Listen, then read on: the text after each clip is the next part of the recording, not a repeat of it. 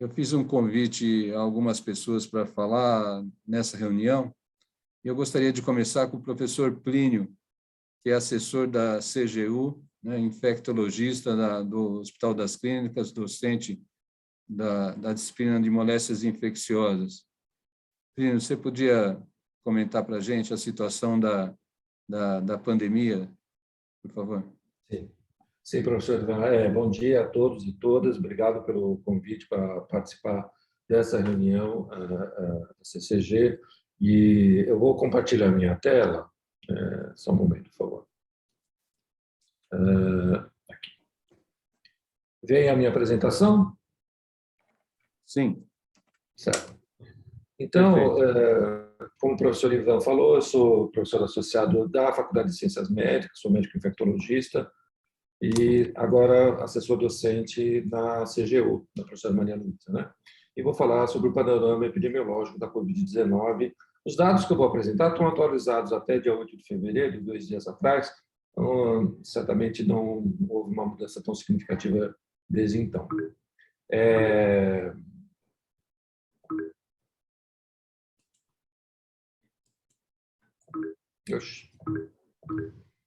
Por algum motivo não estou conseguindo passar no meu slide. Sim, pronto. Então, vocês todos, né, devem ter notado, sabido e entrado em contato com esse tipo de informação.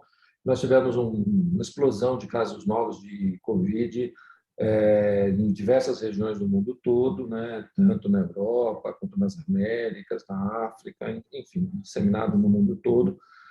Inicialmente na África, nas primeiras semanas de dezembro do ano passado, e aí rapidamente a variante que acabou sendo identificada como a Ômicron se disseminando globalmente, né, com aumentos expressivos da sua ocorrência no mundo todo.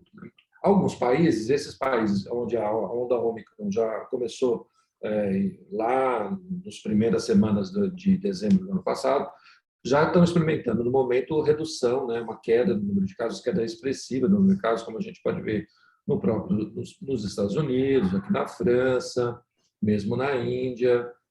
No Brasil, a gente tem um início da redução do número de casos. Quando a gente fala assim, a curva, né, ela deu uma diminuída na sua velocidade de expansão. Óbvio é que ainda está se expandindo, né? Esse é o gráfico geral desde o início da pandemia, do número de ocorrências. Aqui a variante Gama e aqui a variante Delta na ocorrência, e essa explosão de casos na variante Ômicron, né?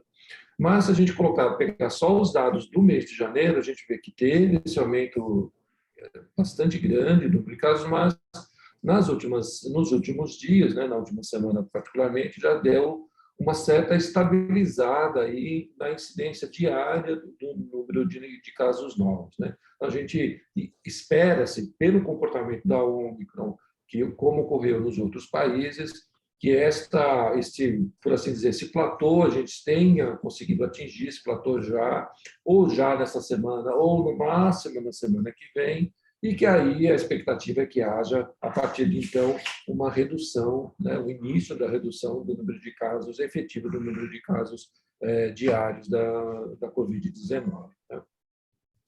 Uma característica bastante importante da variante Ômicron é a menor letalidade, menor mortalidade, menor letalidade associada à doença causada por essa variante. Se a gente olhar aqui o número de óbitos, né, decorrentes da onda, da variante Gama, da variante Gama, depois da variante Delta, por exemplo, que foi a mais mortífera que nós tivemos, e em relação à mortalidade associada à variante Ômicron, é bastante diferente e, particularmente, em relação, se a gente for analisar em relação à variante Delta, né? O que nós queremos dizer com isso? É que esta é uma variante que tem um maior poder de disseminação, de transmissibilidade, porém, ela em si, a própria característica da variante viral, tem uma menor patogenicidade, ela não atinge de forma significativa as vias aéreas inferiores, né, os pulmões, e se restringe basicamente às vias aéreas superiores. Até essa atingir as vias aéreas superiores primordialmente também explica o maior potencial de transmissibilidade, né, da variante, e por não atingir os órgãos mais profundos, como os pulmões e sistemas internos, ela tem um menor impacto em termos de gravidade e mortalidade. Uma outra variável associada a esta onda da variante Ômicron é que nós temos no mundo como um todo, muito embora existam aí diferenças, né, da cobertura vacinal entre as diferentes regiões do mundo, mas, de uma forma geral, nós temos uma população, pelo menos aí 50%, 60% da população vacinada, né? Lembrar que isso não se refere à África, nós temos países lá no continente africano com baixíssima cobertura vacinal, né?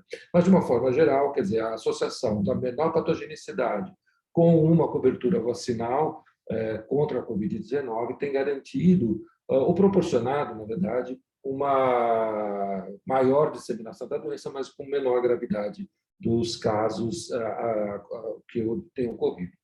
Esse panorama que a gente vê no mundo todo, ele se repete no Brasil, como eu mostrei, se repete também nas regiões aqui do nosso estado, né? A DRS-7, que é a Divisão Regional de Saúde, né? DRS, é a Divisão Regional de Saúde, a DRS-7 é onde se encontra o município de Campinas, né? Então, nós tivemos também esse aumento, já se prenunciando aí uma estabilização do número de casos. A DRS-10, onde estão os municípios de Limeira e de Piracicaba, também teve um aumento não tão grande quanto os municípios da DRS-10, obviamente por conta da DRS-7, perdão, obviamente por conta da densidade populacional, né, da DRS-7 em relação à DRS-10. Tivemos um número menor de casos, mas também tivemos um aumento bastante expressivo de casos na DRS-10. Na DRS-10, a gente ainda não observa essa tendência de estabilização de casos como a gente já observa na DRS-7 e no restante do estado de São Paulo. Ainda pode ser que demore um pouco mais lá para se atingir essa estabilidade, né? E, dada essa característica da variante Ômicron, né, de alta transmissibilidade, ela ter ocupado, né, quer dizer, aqui são as outras variantes ao longo das semanas epidemiológicas do ano passado, ela rapidamente ocupou todas o espaço aí, o ecológico, né? E simplesmente dominou com 100% de ocorrência, né? De todos os pacientes para os quais foi feito o sequenciamento do vírus, já a partir da segunda semana epidemiológica deste ano, né? E agora na terceira e na quarta semana epidemiológica desse ano, a variante Ômicron correspondeu, de uma forma geral, no estado de São Paulo, a 100% dos vírus isolados na população. Aqui na nossa região, no grupo 6, que engloba a DRS 7 a 10, bate aí 99,5%, no estado de São Paulo como um todo 100%. Esse é o número de atendimentos de sintomáticos respiratórios no SECOM, aqui no campus de Barão Geraldo. Então, nós tivemos esse também, da mesma forma que tivemos, né, no resto do mundo, aqui não foi diferente, né, um aumento bastante expressivo do número de atendimentos, né, por sintomáticos respiratórios, né, nas primeiras semanas de janeiro. Isso já deu uma diminuída na última semana, essa semana epidemiológica número 4, e essa é a última semana, semana passada, semana epidemiológica número 5, já aqui apresentando uma tendência, não dá para dizer ainda que reduziu total, reduziu, mas não, isso não significa que está sob controle. Quer dizer, significa que houve uma estabilização aí da disseminação da doença na nossa comunidade. Aqui eu preciso ressaltar, como eu digo, como está anotado aqui, que são sintomáticos respiratórios, não necessariamente pacientes com Covid, né? Porque nós tivemos, no final do ano passado, a co-circulação de outros vírus respiratórios também, né? Além do SARS-CoV-2, nós tivemos circulação também do influenza A, H3N2, metapneumovírus e outros vírus respiratórios causadores de doenças do trato respiratório superior, né?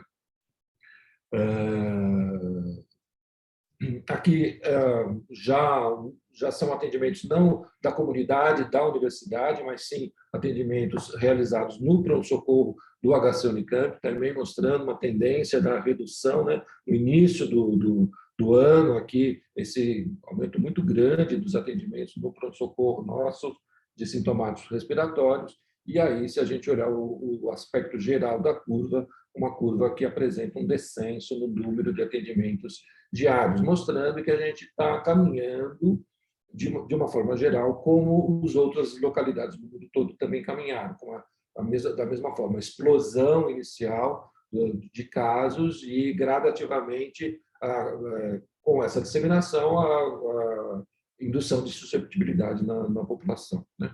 Esse é o número de pacientes internados. Ainda nós temos um número grande de pacientes internados no HC, tanto de Covid-19 quanto de outras doenças respiratórias, né, outros vírus respiratórios.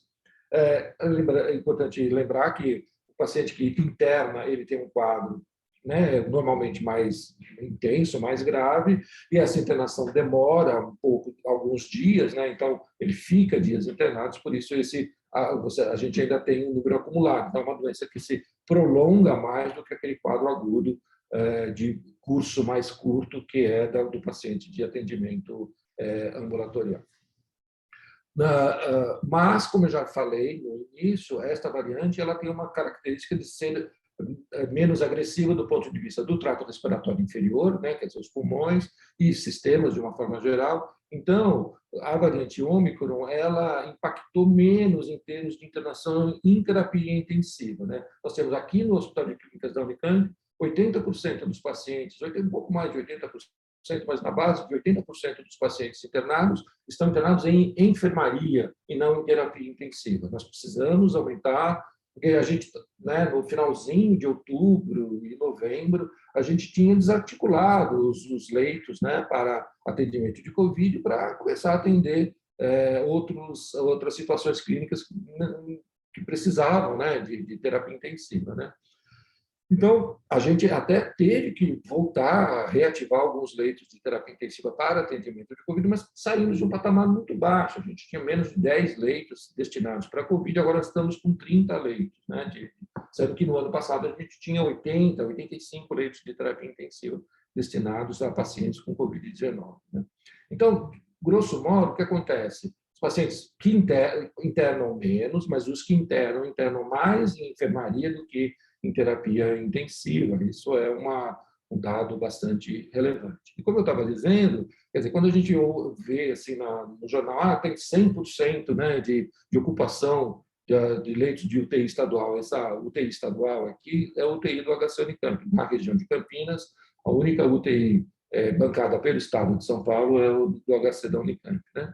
Então, quando a gente fala que tem 100% de ocupação, a gente tem que relativizar esse indicador, porque hoje nós estamos, como eu disse, com 30 leitos, e no passado nós tivemos 45, 85 leitos de terapia intensiva destinada para atendimento de pacientes com Covid. Então, o número absoluto de leitos hoje em dia é muito menor, por isso o número relativo acaba sendo esse número bastante elevado, né?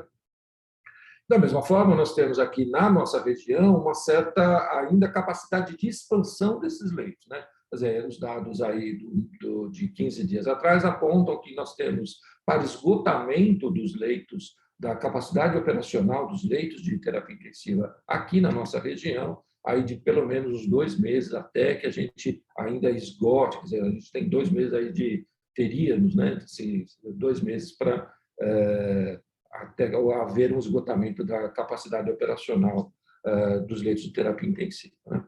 E nos outros países, como eu venho dizendo, né, a gente tem observado que em torno de 1 mês, um pouco mais, mas sempre ali na faixa de 1 mês é que dura essa grande onda de alto número de casos de Covid-19 causados pela variante Ômicron, e que após esses 30 dias, né, na média de 30 dias, ocorre uma diminuição do número de indivíduos susceptíveis. Então, ela se autocontém, né? É uma onda que, dada exatamente essa alta transmissibilidade do vírus, ela acaba se autocontendo, né? E a gente pode observar que a taxa, né, o número efetivo de reprodução, que é a razão de disseminação do vírus, que era baixa, né, era de 0,5 a 0,75 lá em novembro do ano passado, eu estou falando aqui do estado de São Paulo exclusivamente, né? Lógico que o Brasil é bastante variável, mas vou me ater ao estado de São Paulo. Em novembro do ano passado, nós estávamos com uma taxa de 0,5 a 0,75.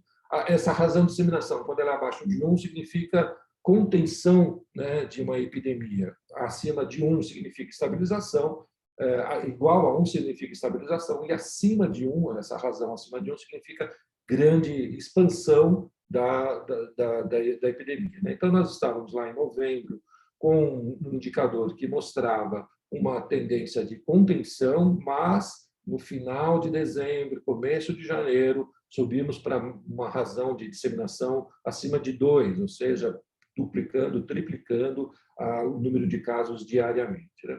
Mas lá, já para o final de janeiro, essa razão de disseminação já caiu aí para que era maior do que 2, caiu para 1,25 a 1,5 e se manteve agora no finalzinho do mês. Quer dizer, mostrando então que ela ainda, né, como a gente pode ver nesse gráfico aqui, ainda temos uma razão de disseminação positiva, quer dizer, ainda está em expansão, mas numa velocidade de expansão menor do que já foi no passado recente.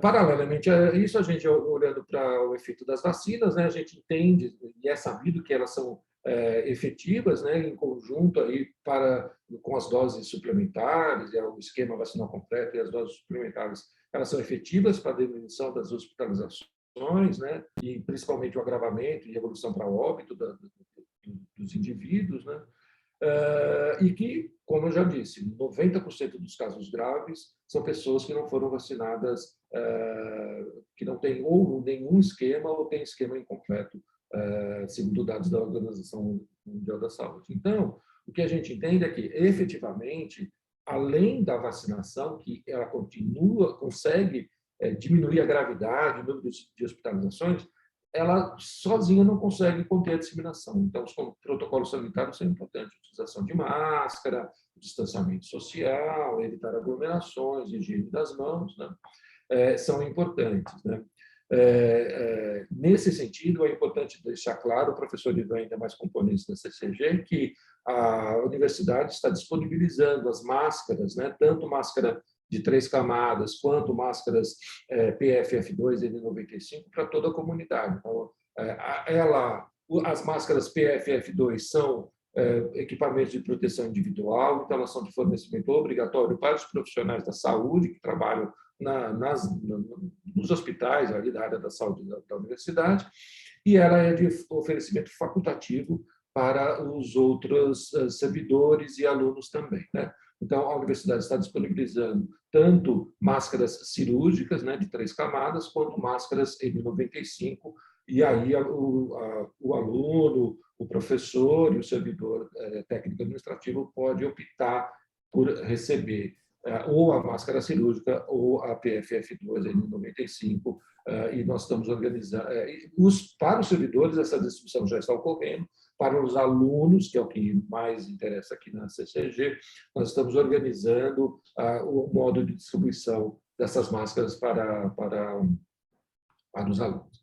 E com relação fora os protocolos sanitários, nós estamos desenhando na CGU protocolos tanto para os professores quanto para os alunos e quanto para os comitês locais. Então, para o professor, nós estamos desenvolvendo protocolos se ele está diante de uma situação de um aluno sintomático respiratório na sala de aula, ou se de um aluno contato de um sintomático na sala de aula, ou se o aluno é contato de um sintomático no domicílio, esse domicílio pode ser a casa dos pais, ou a república, ou a moradia, né? Então, com todas essas variantes aí de domicílio. Protocolos também de atuação do docente, se o aluno ele não estiver aderente aos protocolos sanitários, por exemplo, não estiver usando a máscara em sala de aula, e também para como o professor deve agir se um colega não estiver aderente aos protocolos sanitários. De modo semelhante, protocolos bastante para os alunos, da mesma forma, se o aluno é sintomático respiratório, será um contato de um sintomático na sala de aula ou no domicílio, e se tem um colega dele que não é aderente aos protocolos sanitários. E para o comitê local, também, de modo aí análogo, como o comitê local vai enfrentar as situações de ter um sintomático respiratório na unidade, contato em sala de aula ou no domicílio, indivíduos que não, seja esse indivíduo aluno, servidor docente, servidor não docente, não aderidos aos protocolos sanitários, e também o que o comitê local deve proceder, como ele deve proceder, caso haja um cluster de casos, né, um aglomerado de casos ali em sala de aula, ou no laboratório da unidade, ou em algum outro setor administrativo, por exemplo, daquela unidade. Então, esses comitês locais, eles vão ter como documentos, né, da reitoria da CGU como atuar. É lógico que para tudo isso funcionar adequadamente, são protocolos específicos para situações problema, né? Mas pressupõe-se, então, que todos nós conheçamos e sejamos aderentes aos protocolos sanitários de utilização das máscaras, de higiene, enfim, evitar aglomeração e todas as outras situações aí que exigem o controle da pandemia de Covid-19. Né? Então, para finalizar, nós, ali no Comitê Científico de Contingenciamento do Coronavírus na Unicamp, a gente faz um monitoramento contínuo, né, da evolução da pandemia de uma forma geral, da onda Ômicron em particular, mas da pandemia de uma forma geral, né? E aí a gente considera que quer dizer, existe uma ampla disseminação do SARS-CoV-2 também, de influenza H3N2 e outros vírus respiratórios na comunidade em geral, né? Quer dizer, não existe um local único onde você possa pegar ou não pegar uma dessas doenças, né? Quer dizer, andando na rua, indo nos restaurantes, nos bares, no shopping, ao cinema, nós estamos expostos, né? Então, mesmo assim, não existe nenhuma restrição de acesso a nenhum local público, mesmo a viagens no estado de São Paulo e no Brasil como um todo. Então, nós reforçamos a necessidade da adoção das medidas prioritárias, que são vacinação, então, vacinação de toda a população. Nós temos aí uma elevadíssima taxa, né, de indivíduos, né, servidores, docentes e não docentes vacinados. O professor Ivan tem os dados aí relacionados aos alunos vacinados, mas também o reforço da utilização da máscara, que, como já disse, para os profissionais da saúde vem sendo fornecido a PFF2 desde sempre, e para agora, mais recentemente, para os alunos e para os outros servidores, a oferta também da PFF2, da máscara cirúrgica, higiene das mãos com álcool gel, água e sabão, distanciamento social e não aglomerar, e, obviamente, o estímulo para todos nós, servidores, docentes e não docentes, e agora para os alunos também, o preenchimento do Educa Saúde, que está dentro do aplicativo da Unicamp Serviços, que é o start do SECOM poder fazer o monitoramento dos indivíduos sintomáticos. Era isso que eu tinha para conversar, apresentar, professor Ivan, e estou à disposição caso haja algum questionamento, alguma dúvida. Obrigado.